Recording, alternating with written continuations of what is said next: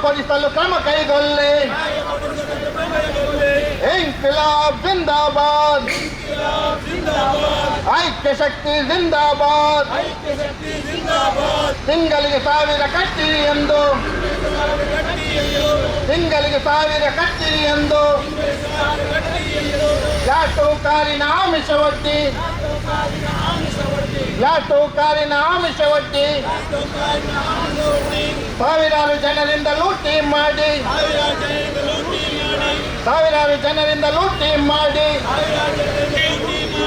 ಬಡ ಜನರನ್ನು ಬೀದಿಗೆ ತಳ್ಳಿದ ಐಕ್ಯ ಶಕ್ತಿ ಜಿಂದಾಬಾದ್, ಇನ್ಕಿಲಾಬ್ ಜಿಂದಾಬಾದ್, ಐಕ್ಯ ಶಕ್ತಿ ಜಿಂದಾಬಾದ್.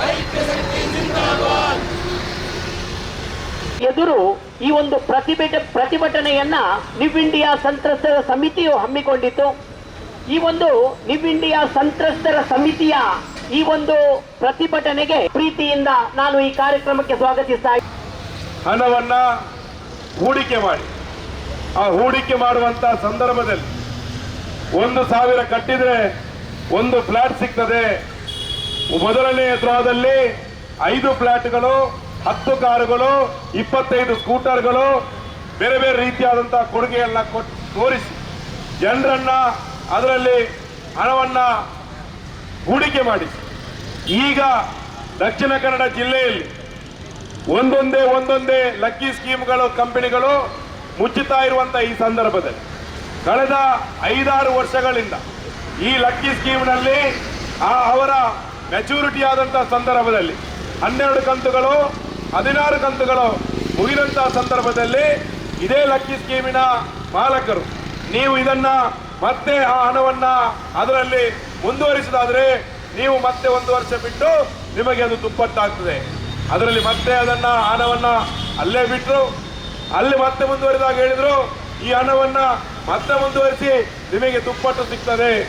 ಈ ರೀತಿಯಾದಂತಹ ದುಪ್ಪಟ್ಟು ಮಾಡುವಂತಹ ಸಂದರ್ಭದಲ್ಲಿ ಜನರಿಗೆ ಇವತ್ತು ಬಹಳ ಕನಸುಗಳನ್ನ ಕಟ್ಟಿರ್ತಕ್ಕಂಥ ಜನರು ತಮ್ಮ ಹೆಣ್ಣು ಮಕ್ಕಳ ಮದುವೆಗೋಸ್ಕರ ಅಥವಾ ತಮ್ಮ ಮಕ್ಕಳ ವಿದ್ಯಾಭ್ಯಾಸಕ್ಕೋಸ್ಕರ ಅಥವಾ ಏನಾದರೂ ಒಂದು ಸಾಮಗ್ರಿಗಳನ್ನ ಮನೆಯನ್ನ ಖರೀದಿ ಮಾಡುವಂತ ದಿನಗಳಲ್ಲಿ ಇದು ಉಪಕಾರ ಆಗ್ಬೋದು, ಪ್ರಯೋಜನ ಆಗಬಹುದು ಎನ್ನುವಂತ ಕಾರಣಕ್ಕಾಗಿ ಹಣವನ್ನ ವಿನಿಯೋಗಿಸಿದ ಈ ರೀತಿಯಾದಂತಹ ವಂಚನಾ ಜಾಲ, ಈ ರೀತಿಯಾದಂತಹ ಮೋಸದ ಜಾಲ ಬಯಲಿಗೆ ಬರುವವರೆಗೆ ಯಾಕೆ ಬಿಟ್ಟಿದ್ದೀರಿ ಅಂತ ಪ್ರಶ್ನೆಯನ್ನ ನಾವು ಪೊಲೀಸ್ ಇಲಾಖೆಯವರಿಗೆ ಕೇಳಬೇಕು. ಸಾರ್ವಜನಿಕರ ಹಣವನ್ನ ಸಂಗ್ರಹ ಮಾಡುವಂತ ಸಂದರ್ಭದಲ್ಲಿ ರಿಸರ್ವ್ ಬ್ಯಾಂಕ್ ಆಫ್ ಇಂಡಿಯಾದ ಗೈಡ್ಲೈನ್ಗಳೇನಿದೆ, ಸುಪ್ರೀಂ ಕೋರ್ಟಿನ ಆದೇಶಗಳೇನಿದೆ, ಸಾರ್ವಜನಿಕರ ಹಣವನ್ನ ಸಂಗ್ರಹ ಮಾಡಲಿಕ್ಕೆ ಈ ದೇಶದಲ್ಲಿರ್ತಕ್ಕಂಥ ಕಾನೂನುಗಳೇನಿರ್ತವೆ, ಇಲ್ಲಿ ಸಂಗ್ರಹ ಮಾಡಿರ್ತಕ್ಕಂಥ ಲಕ್ಕಿ ಸ್ಕೀಮ್ ಕಂಪನಿಗಳು ಫರ್ನಿಚರ್ನ ಅಂಗಡಿಗಳ ಹೆಸರಿನಲ್ಲಿ ಆರಂಭ ಆದಂತ ಈ ಲಕ್ಕಿ ಸ್ಕೀಮ್ಗಳು ಇವತ್ತು ಬಹಳ ದೊಡ್ಡ ಒಂದು 100 ಕೋಟಿ ರೂಪಾಯಿಗಳ ಇವತ್ತು ವ್ಯವಹಾರವನ್ನು ಮಾಡಿ ಅದರಲ್ಲಿ ಹೂಡಿಕೆ ಮಾಡಿದಂಥವರಿಗೆ ಮೋಸ ಮಾಡಿರ್ತಕ್ಕಂಥ ವಂಚನೆ ಮಾಡಿರ್ತಕ್ಕಂಥದ್ದಕ್ಕೆ ಪ್ರಮುಖವಾಗಿರ್ತಕ್ಕಂಥ ಕಾರಣ ಹೇಳಿದ್ರೆ ಸರ್ಕಾರಗಳು ಈ ರೀತಿಯ ಲಕ್ಕಿ ಸ್ಕೀಮ್ಗಳು ತೆರೆದಾಗ ಸಾರ್ವಜನಿಕರು ಸಾವಿರಾರು ಗಟ್ಟಲೆ ಜನರು ಹೋಗಿ ಅದರಲ್ಲಿ ಹಣವನ್ನ ತೊಡಗಿಸಿಕೊಂಡಾಗ ಅವರ ಮೇಲೆ ಲಂಗು ಲಗಾಮಿಲ್ಲದೆ ಇವತ್ತು ಅಲ್ಲಿ ಹಣದ ವ್ಯವಹಾರ ನಡೆಯುತ್ತಿರುವಾಗ ಯಾಕಾಗಿ ಈ ಒಂದು ಕಂಪನಿಗಳ ವಿರುದ್ಧ ಕ್ರಮ ಕೈಗೊಳ್ಳಲಿಕ್ಕೆ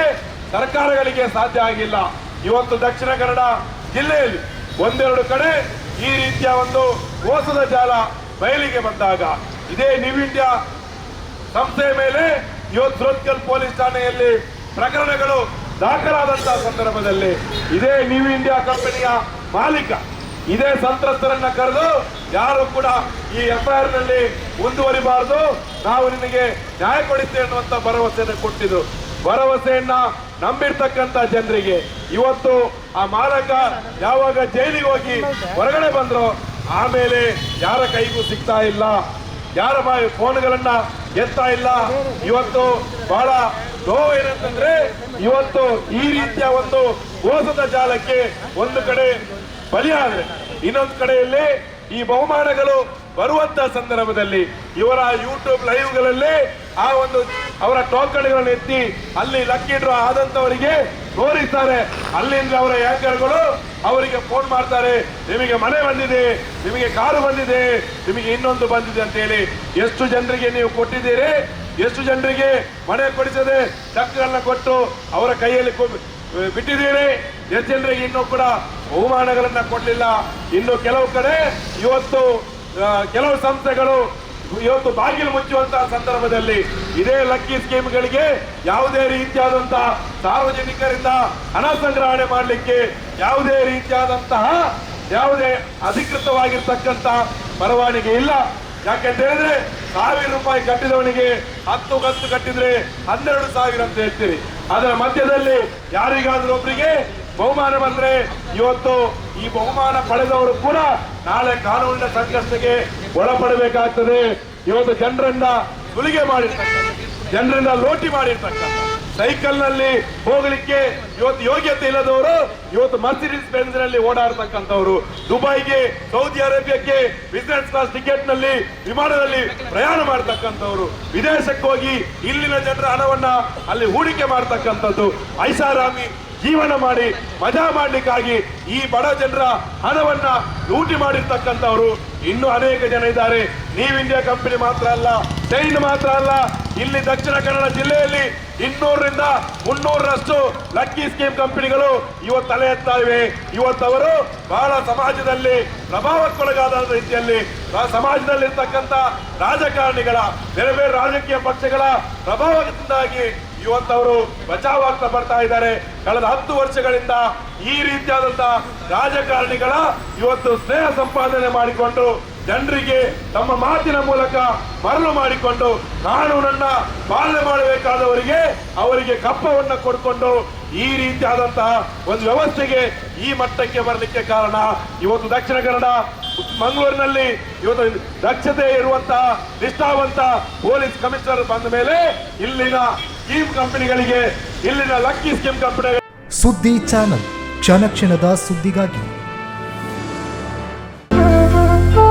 ಅತ್ತೆ, ಇದು ನನ್ನ ಬರ್ಡೇ ಗಿಫ್ಟ್. ಇದೆಲ್ಲ ಜೀವನದಲ್ಲಿ ನನಗೋಸ್ಕರ ತಗೊಂಡ್ಬಂದಿದ್ದಾರೆ. ನಿನ್ ಮೇಲೆ ತುಂಬಾ ಚೆನ್ನಾಗಿ ಕಾಣುತ್ತೆ. ಇದು ತುಂಬಾ ಚೆನ್ನಾಗಿದೆ ಅಲ್ವಾ? ತುಂಬಾ ಚೆನ್ನಾಗಿದೆ.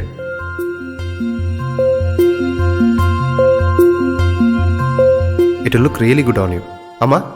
Huh? Mother is always son's first love.